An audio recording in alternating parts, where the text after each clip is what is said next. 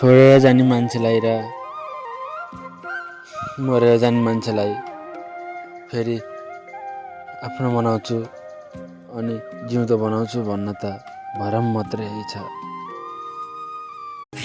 सबैजनाले माथि हेर्नुहोस्, सबैजनाले तल हेर्नुहोस्, कसलाई देख्नुहुन्छ कमेन्ट गर्नुहोस् है।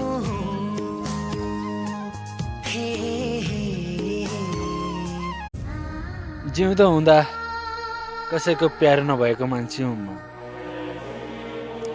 मरेपछि त सबैको प्यारो हुन्छु होला नि।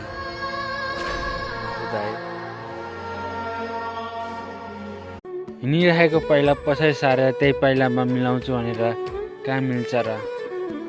छोडी जाने मान्छेले फेरि माया गर्छु भनेर उस्तै माया दिन कहाँ सकिन्छ र महोदय?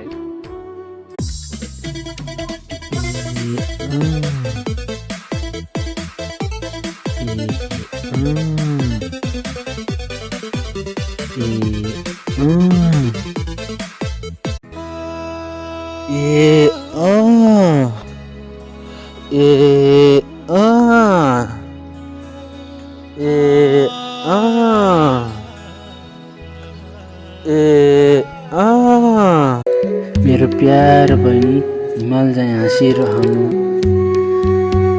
आँखामा गाजल बादलको लगाउनु, ओठमा लाली गुराँसको लगाउनु है मेरो प्यारी बहिनी।